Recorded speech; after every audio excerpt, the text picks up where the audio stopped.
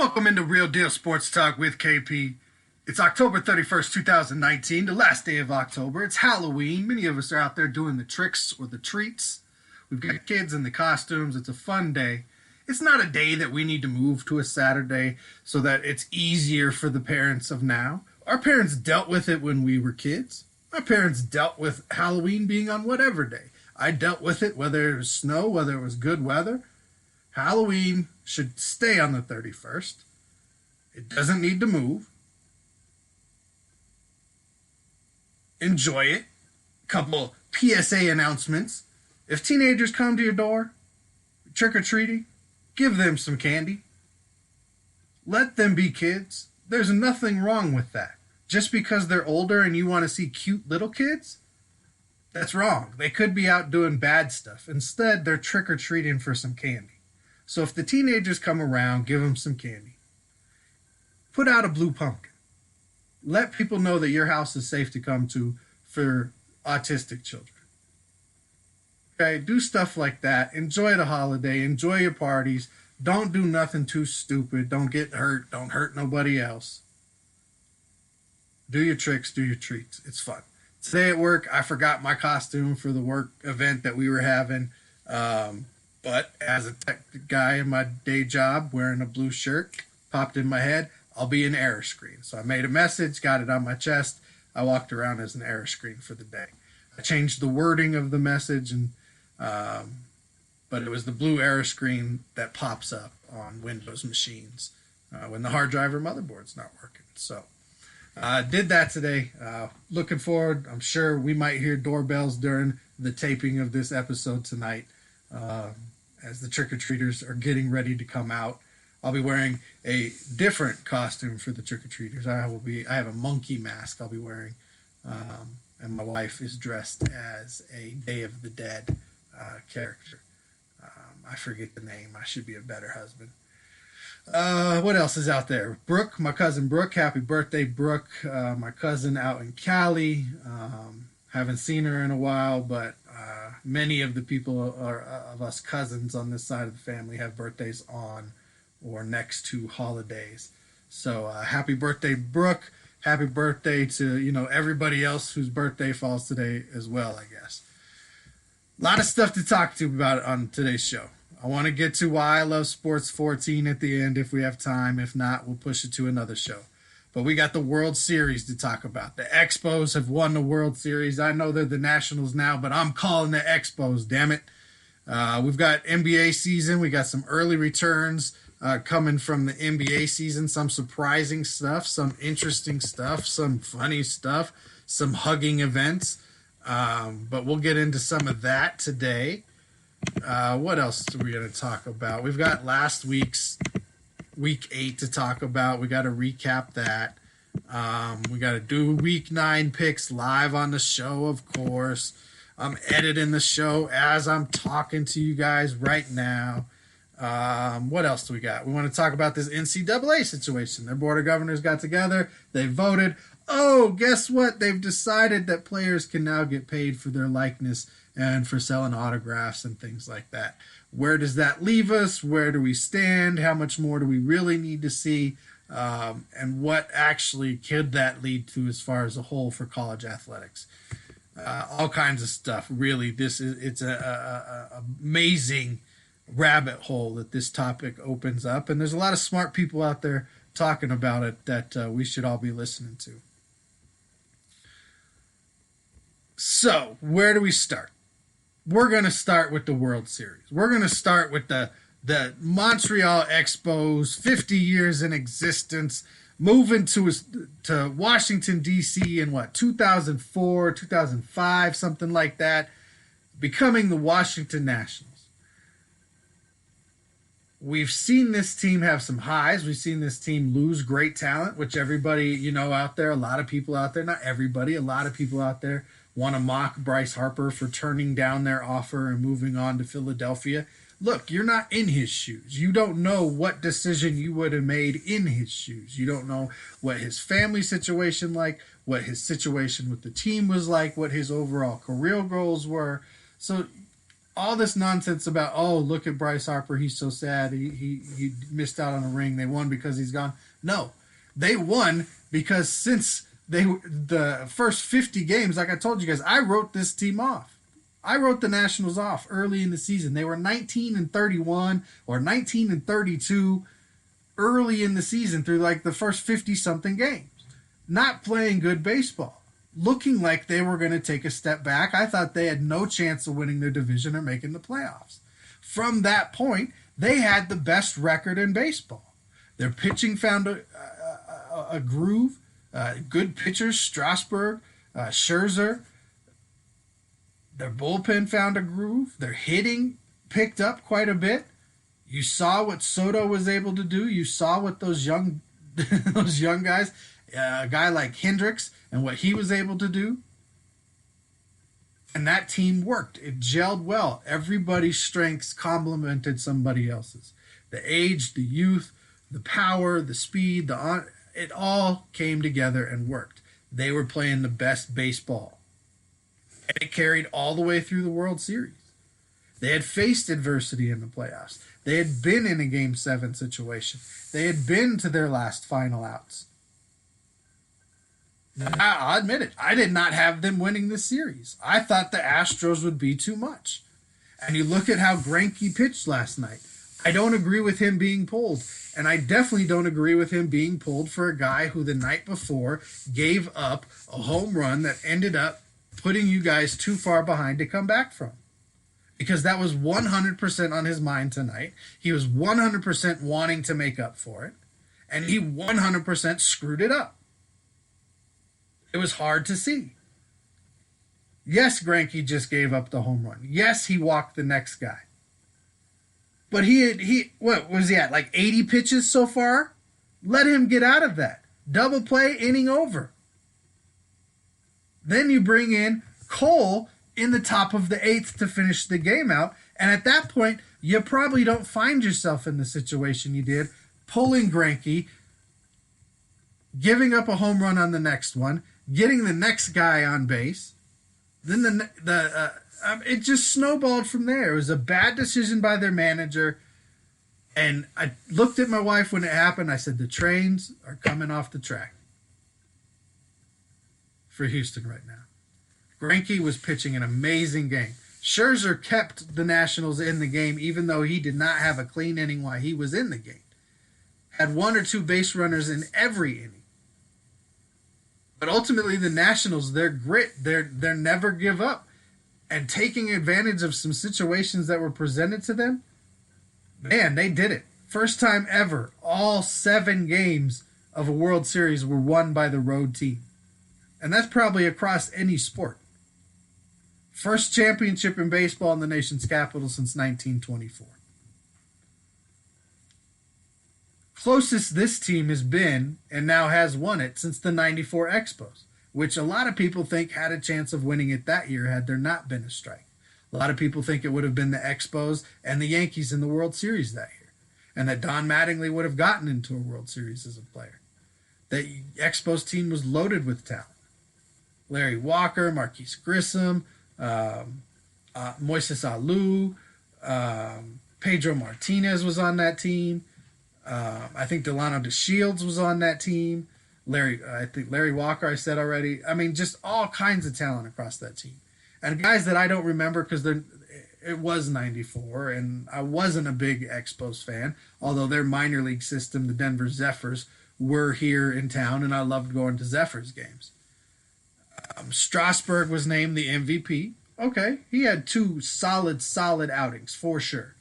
I'm a little surprised it didn't go to Hendricks. I thought for sure when he hit that home run off the foul pole that was going to solidify him being the MVP again, because he was the MVP of the championship series against the Dodgers. So it just seemed like that was playing out for him. Amazing that all 7 games were won by a road team. I doubt I'll see that again in my lifetime. I'm not old by any means, but I highly doubt I see that again in my lifetime, for sure. Scherzer showed grit. I have to be the one to say this because I haven't heard anybody say it yet. But when you think about it, him getting that shot to loosen up his shoulder and his neck so he could lift his arm, that is a performance-enhancing drug. That enhanced his ability to be able to go out and perform last night. By definition. Now, do I think he was wrong for doing that? No. No. That was fine. I have no qualm with that at all. But it needs to be said. That ability to go into the locker room or go into your training facility and get a shot, not to allow you to function in everyday life, but so that you can go out and perform because your performance is being inhibited in some way, is a performance-enhancing drug.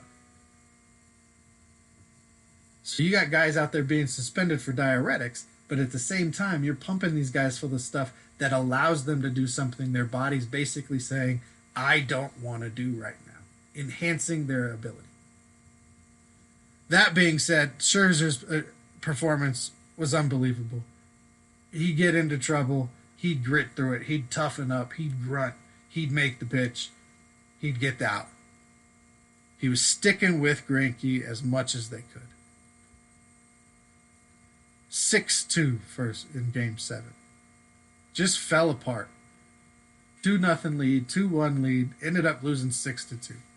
7-2 in the game before that, where you think Verlander's going to get his dues. Verlander might be the MVP. Astros 7-1 in Game 5. Astros 8-1 in Game 4. Astros 4-1. Nationals 12-3 in Game 2. Nationals 5-4. So really the only truly competitive game was Game 1. When you think about it. All the rest of them, okay, 4-1's close, but not really competitive. All the rest of them, on top of the road team winning, were not competitive games. Great World Series, though. Great World Series. We saw some good stuff. We saw the bat flip incident. We saw Soto copy the bat flip incident, carrying it to first base. I don't have a problem with that either. It's not showing anybody up. It's an emotional thing. Who cares? Nobody got hurt. How fragile is your ego? Go get your sports psychologist and figure that out, because you're seriously lacking if you've got such a problem that he carried a bat with him after a home run and dropped it at first base. Fragile. Kind of like what we're seeing in the NBA right now with some of these teams. Or players getting hurt or having fragile little feelings and having to hug it out as they get in a little altercation.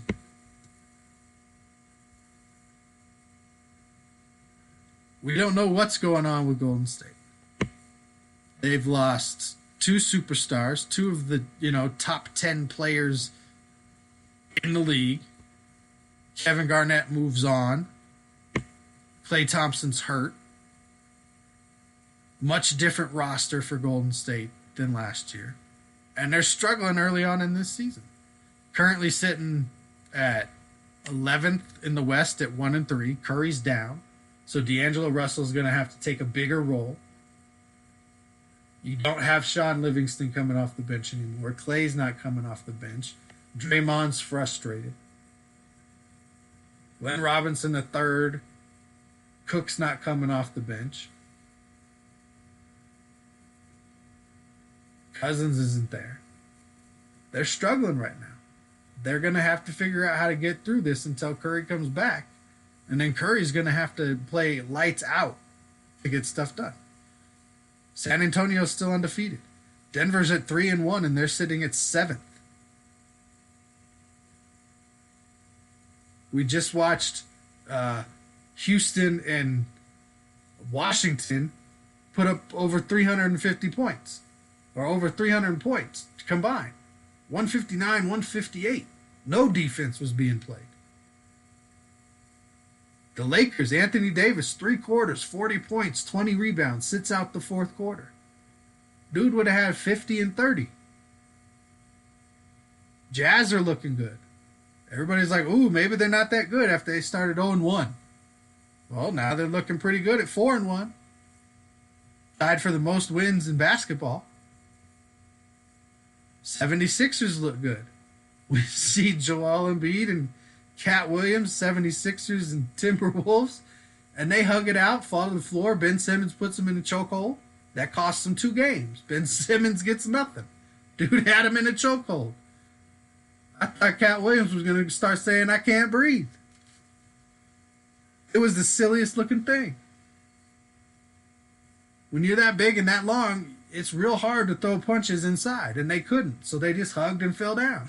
But the 76ers are looking good. Toronto, surprisingly, Pascal Scott, I can't say the man's name, he's looking great. 26, 27 points per game. Fred VanVleet's looking good. Kyle Lowry's doing his thing right now. 20, 22, 23, I think, per. Haven't taken a step back. Miami's looking good. Jimmy Butler's getting in the mix now, coming back after the birth of his child. Celtics look better this season. Milwaukee's at 2-2. That's about all you're going to get out of the East, though. Out of the West, San Antonio, Utah, the Lakers. Dallas looks good early on. We'll see if they can keep it up. I expect Minnesota to be around the 8th seed when all's said and done. Houston's doing their thing. Denver's doing their thing. Phoenix scoring pretty well right now. Portland hasn't quite found their way, in my opinion, with some of their new additions like Whiteside. That'll come around. The Clippers look good, but they've already lost a couple games. Still getting Paul George back. Pelicans, they're 0-4. Sacramento, 0-5. And remember, Pelicans are young. We expected a lot from this team because they're young, because of the potential excitement, because of what Zion was going to bring. Looking like this might be a building year for them, and their breakout year could be next year. All in all, though, it's been an interesting start to the season, right? You've had the hug in and out. You've had some injuries. You're having people question Golden State now that they clearly have some kinks in the armor. They're not as dominant right now as we've seen them be for the last 5 or 6 years. 5 straight finals appearances.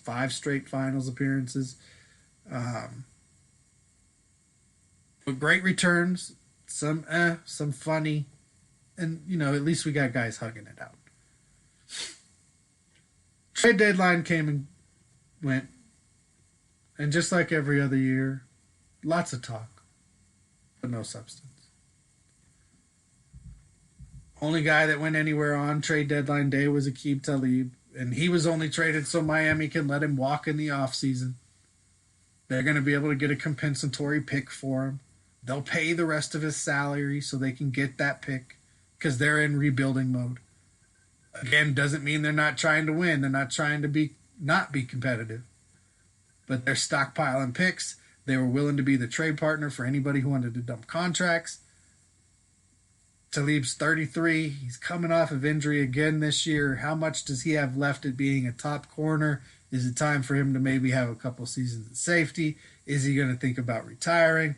But face it, he was picked up just so they could get that pick for him when he's not there next year. Week 8, but before we talk about what happened in Week 8, there were still quite a few deals that went down, right? Leonard Williams went from the Jets to the Giants. Kenyon Drake went from Miami to Arizona. Jannard Avery ended up in Philadelphia. Jalen Ramsey went from Jacksonville to L.A. Marcus Peters goes to Baltimore. Austin Corbett ends up in L.A. Mohamed Sanu and Emmanuel Sanders go to New England and San Francisco. Garyon Conley goes from Oakland to Houston. And then Quandre Diggs goes from Detroit to Seattle. So teams did make some actually pretty big moves, even though the Madden-like fantasy trades that were talked about didn't end up going down. I do think it's kind of cool as a fan of the Lions that they did try and make some calls. They did try and go after Chris Harris Jr. They did try and get Dante Freeman. I wouldn't really want Freeman. He's another off-injured running back. Pairing him right now with Kerryon Johnson, who 2 years into his career is an off-injured running back. You don't want two oft injured running backs together. So I really wasn't as excited that hearing that they tried to go that route, even though I kind of figured they would. That was the running back one of them that I pegged that they would probably try and trade for. But the Chris Harris Jr. thing, I've been hoping they would have signed him like 2 years ago before he re-upped with Denver. I would love to see him end up with Slay and be part of our secondary next year. But there's fallout from that too, right? We'll talk about the trade day fallout after we talk about what happened in Week 8. So the Ravens and Cowboys, they're on the bye. They get the week off, prepare for the next game. Vikings, they go in, they handle Washington. No problem, 19-9. Didn't put up the 42 they put on Detroit the week prior. Different kind of game, but they handle. Kirk Cousins was 23 of 26 or 26 of 27 or something in this game. Ridiculous like that. They use the running game to success again, and they pull out a win. Seahawks handle the Falcons, although the Falcons do make it more interesting than I think most of us thought it would be. Broncos find a way to lose to the Colts. This is a team, they're bad.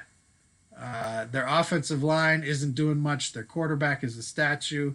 He's now got herniated discs and is out, so they're starting one of two guys, neither of which has any NFL experience. So no depth. The team's not put together real well. They're not being coached real well. The offensive scheme is being criticized by multiple players. It's just bad, and it goes from the top down. The trust needs to be dismantled. They need one owner. They need to bring back the prestige and the status that organization had under Pat Bowlen. The trust is ruining that. If Pat Bowlen was here, John Elway would not be in the position he is in. Matt Russell would not be in the position he was in. And this team would be in a different situation than they are. It was pretty pitiful to watch their defense do what they have a few times this year, just to watch their offense squander it or not try or look apathetic, and then to lose by a field goal at the end, 15-13, to a team that did try, a team that was working, and a team that was grinding the whole time. You don't see that from the Denver Broncos right now. This is a team that's lost, and they don't have a way. They're trying to find the way. I think the way is away from Elway. I agree with Mark Schlereth. Titans handle the Buccaneers 27-23. Saints and Drew Brees return all over the Cardinals 31-9. Rams beat up on the Bengals 24-10. Bengals subsequently bench Andy Dalton on his birthday, but not in time for him to be part of the trade deadline for any other team to say, hey, let me take a flyer on him. So I don't see that ending well. Philadelphia, they beat the Bills on the road. So actually, we are still contenders. We are not seceding this division to Dallas just yet. They beat the Bills, who are playing good football this year, 31-13. The Chargers get over on the Bears thanks to some bad play calling, pretty much, and lack of really anything out of Mitchell Trubisky. So they win that one 17-16. The Lions hold on finally at the end of a game to beat a team as they beat the Giants 31-26, although they do give up 300 or 400 yards passing to Daniel Jones. No, 300 plus yards passing and 4 touchdowns to Daniel Jones in that one, which is just unacceptable. Also, we'll get to some of the fallout with that actually here in a minute. Jaguars all over the Jets. Jets just not getting it done. The current mix of their roster and coaching not working as they fall to the Jaguars 29-15. 49ers assert their dominance over the NFC at this point in the season, knocking off the Panthers 51-13. Texans hold on, come back actually under the one-eyed wonder that is Deshaun Watson after getting kicked in the face, little blood coming out of his eye, ends up throwing a game-winning touchdown, and they hold on to beat the Raiders 27-24 after that. Patriots, they embarrassed the Browns. The Browns looked bad. The game really wasn't as close as the score, and the Patriots won 27-13 in this game. Chiefs fall to the Packers. The Packers looking, they're right there with the 49ers, but I think if they play today, the 49ers probably win that game. And the Steelers hold on, even though it was a 2-score lead, 27-14 to beat the Dolphins, as that game at one point was pretty topsy-turvy as well. So, fallout. Jamal Adams, clearly he is not planning on re-signing with the Jets. If you franchise tag or if you fifth-year option this guy, he's sitting out on you. And you have the fifth-year option because he was your first-round pick, but you're the only way he's re-signing with you is if you back up the Briggs truck. He's going to have to be probably the highest-paid defensive player in the NFL for him to want to re-sign with the Jets. I expect him to live out his contractual duties, but if you try and tag him, if you try and fifth-year option him without giving him a new deal, I 100% expect him to hold out and try and force his way out of the Jets organization. Darius Slay, there could be some fallout there. Maybe Detroit doesn't want to pay him long-term big money because his salary's starting to get so high. It kind of is the way they're building this team with a bunch of players and not a bunch of high-priced stars. Invest the money in the quarterback position, kind of like what New England did with Brady, and then you build pieces around him. That's pretty much what Detroit's trying to do. So I could see maybe they were taking calls. I think it's ridiculous. Slay's our best defensive player without question. And you already traded team captain in Diggs the week prior.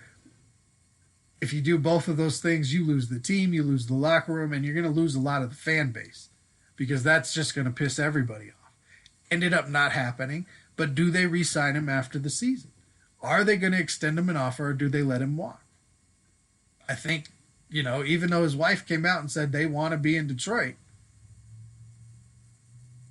there could be some fallout. Those are some big ones. Dalton being benched, there's going to be fallout from that. He is not going to want to be in Cincinnati anymore. You think about all these quarterbacks. You give them talented teams and they're successful. You give them shitty teams and they struggle. Because like I've always said, everybody wants to go, the receiver's a dependent position. Football is the most team-oriented game. It requires everybody doing their job for it to look good and for it to be successful. What we saw out of Kansas City last year, what we saw out of the Rams for most of the season last year, what we see out of New England, this is well orchestrated. This is everybody doing their job. It's not one guy being really good and everybody else kind of is moving around. The Green Bay Packers, even though we always want to say Aaron Rodgers doesn't have any talent, everybody there is doing their job. That's why it works. It's not because Aaron Rodgers all of a sudden has magical powers and makes everybody better. No, everybody's doing their job. If those players do not run the route right, he can't drop the ball into them with his skill set. If that offensive line's not doing their job, and you've seen games for any of these quarterbacks, for any of these running backs, receivers, where it's not all working out. The Dallas Cowboys this season, everybody healthy at the beginning of the year, all the pieces in place. Wow. The pieces start getting hurt. Not everything's there. If they get everybody back and all the pieces in place, they're going to look wow again. But we're so quick to judge. We're so quick to pick. So we'll make our Week 9 picks right now. Let's pick. Let's judge.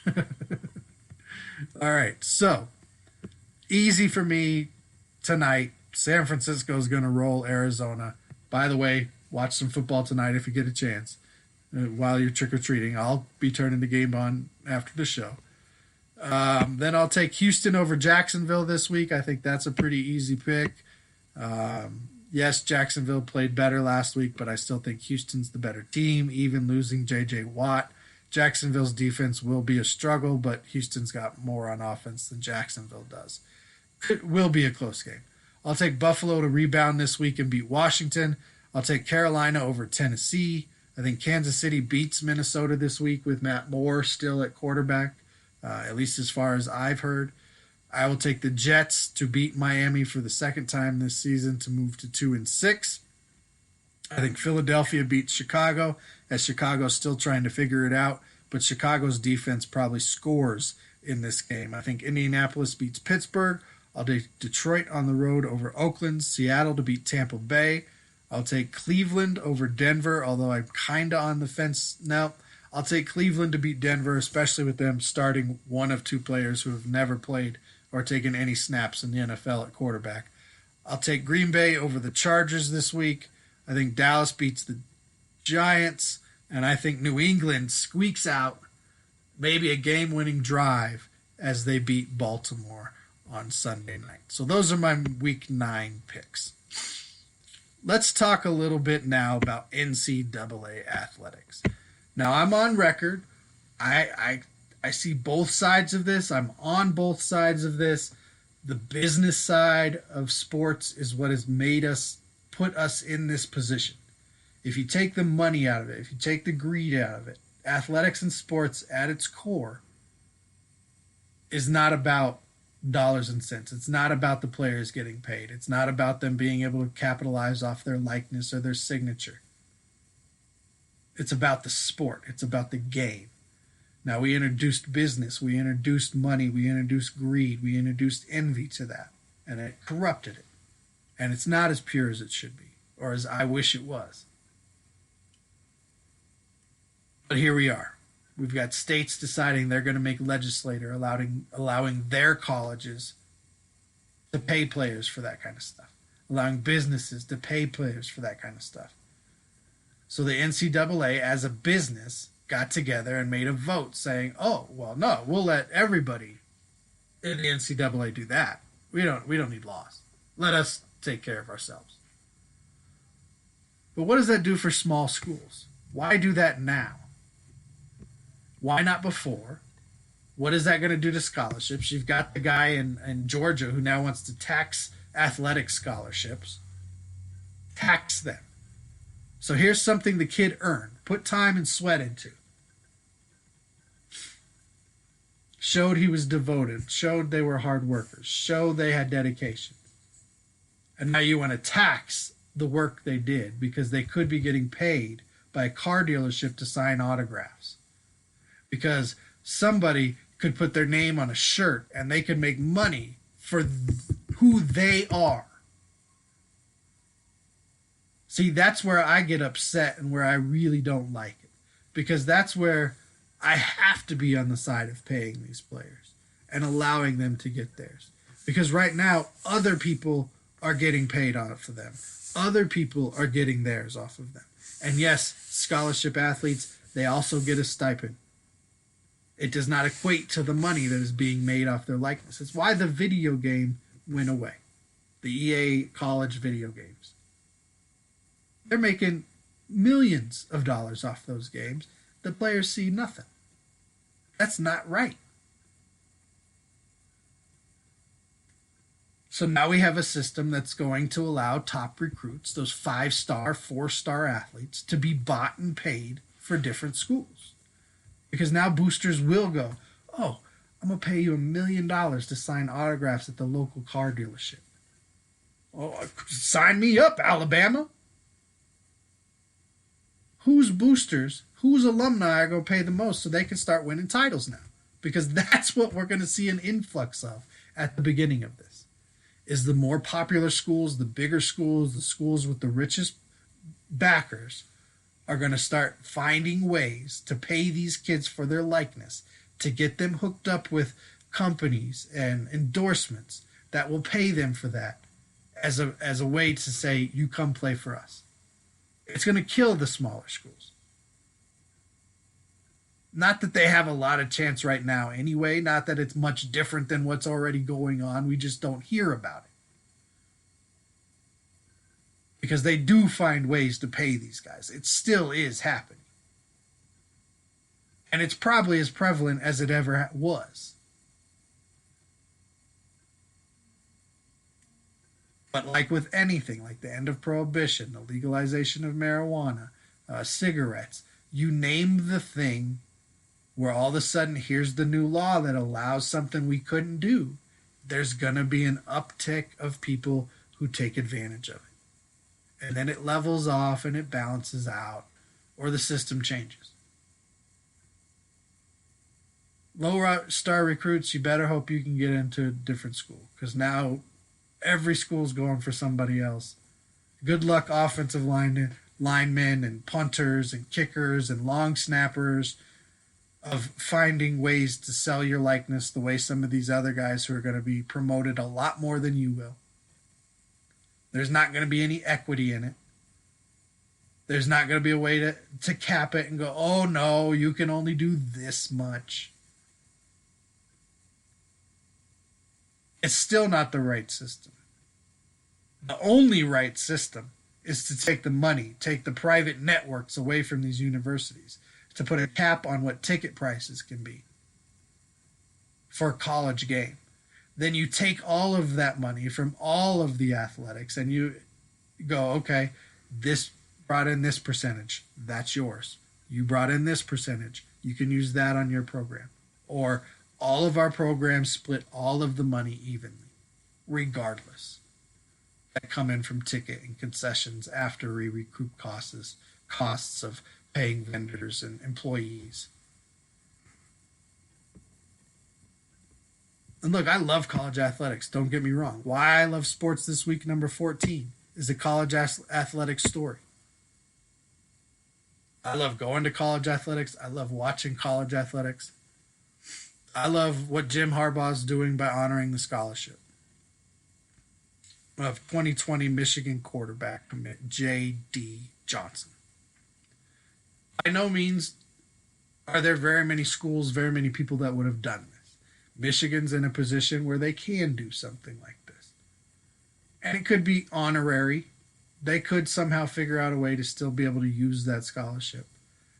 But for at least that year, J.D. Johnson, after announcing that his playing career is over due to a heart issue, is going to be a scholarship athlete at the University of Michigan. So he'll be able to take classes. He'll be able to get a degree. He'll be able to be on the staff of the Michigan football team. He's going to be around that team. And I love that. That is the purity of athletics. That is the purity of sports. That is the purity of college sports and the kind of things that we should be seeing and discussing in this game. Not who can get paid off of what. Not how important the money side is or that the money is even part of it. It's stuff like this. It's success stories. It's brotherhood. It's honor. It's loyalty. It's respect. By no fault of your own are you not able to live up to your end, so we will honor our commitment we made to you.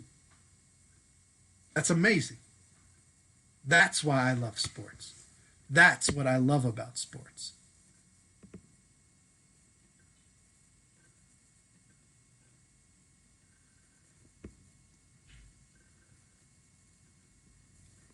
That's all I got. Happy Halloween, everybody. Until next time, you know how we do. Just be real.